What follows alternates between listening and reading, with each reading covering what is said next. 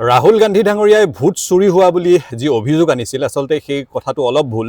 ভাৰতবৰ্ষৰ বৰ্তমান ভোট চুৰি হৈ থকা নাই, ভোটৰ লগত ডকাইতি হৈ আছে, ভোট ডকাইতি চলি আছে। খোলা খুলিকে দিন দুপৰতে বলপূৰ্বকভাৱে বিজেপি চৰকাৰে যি ধৰণে চৰকাৰী যন্ত্ৰ ব্যৱহাৰ কৰি তেওঁলোকৰ নেতা পালিনেতা ব্যৱহাৰ কৰি গোটেই ভাৰতবৰ্ষত যেনেধৰণে সংবিধানে নাগৰিকসকলক দিয়া যি গণতান্ত্ৰিক ভোটৰ অধিকাৰ, সেই ভোটৰ অধিকাৰৰ লগত দিন দুপৰতে ডকাইতি কৰি আছে। আমাৰ অসমৰ যিবোৰ এতিয়া কাৰুকাৰ্য চলি আছে এইবোৰ তাৰ ব্যতিক্ৰম নহয়।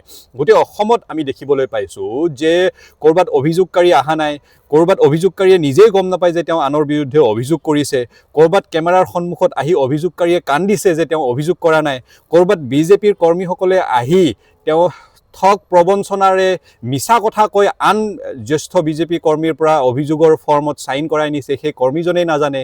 ক'ৰবাত জীৱিত মানুহৰ নামত মৃত বুলি নটিচ আহিছে।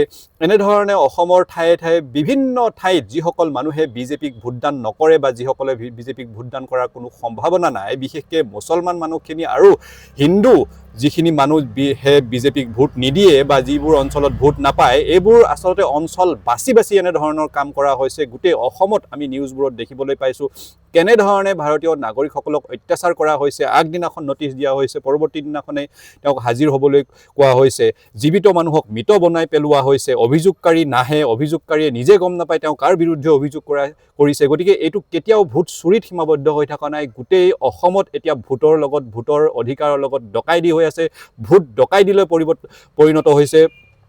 আৰু এটা কথা, আমাৰ অসম জাতীয় পৰিষদৰ যি জাতীয় সংখ্যালঘু শক্তিৰ সভাপতি, তেওঁ শিৱসাগৰৰ খিলঞ্জীয়া অসমীয়া মুছলমান হবিবুৰ ৰহমান, তেওঁৰ ভোটটো আনকি নাইকিয়া কৰি দিয়া হৈছে, তেওঁৰ ভোটটো কাটি দিয়া হৈছে। গতিকে ইয়াতকৈ বিড়ম্বনাপূৰ্ণ আৰু কি হ'ব পাৰে?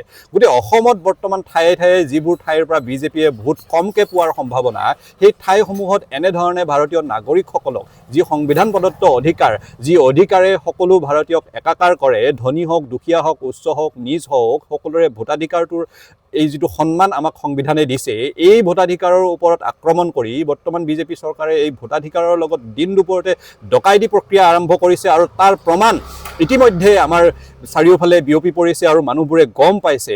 গতিকে ইয়াত কোনো ধৰণৰ আমি উপায় দেখা নাই, কাৰণ যিহেতু চৰকাৰী যন্ত্ৰটো ইয়াতে পোনপটীয়াকৈ জড়িত হৈ আছে, বিজেপি চৰকাৰ জড়িত হৈ আছে, তেওঁলোকে দিন দুপৰতে ডকাইতি কৰি ভোটাধিকাৰ মানুহৰ কৰ্তন কৰাত লাগিছে। একমাত্ৰ এটাই উপায় আমি দেখিছোঁ যে ভাৰতবৰ্ষৰ মহামান্য উচ্চতম ন্যায়ালয়ৰ হস্তক্ষেপ লাগিব। উচ্চতম ন্যায়ালয়ে সুমোটো কগনিজেন্স লৈ এই যিটো কাৰুকাৰ্য চলি আছে মানুহৰ ভোটাধিকাৰ নোহোৱা কৰি পেলোৱা, ইয়াত উচ্চতম ন্যায়ালয়ে হস্তক্ষেপ কৰিব লাগিব। আমি মহামান্য উচ্চতম ন্যায়ালয়ৰ হস্তক্ষেপ এই কামটোত বিচাৰিছোঁ। ধন্যবাদ। জয় আই অসম।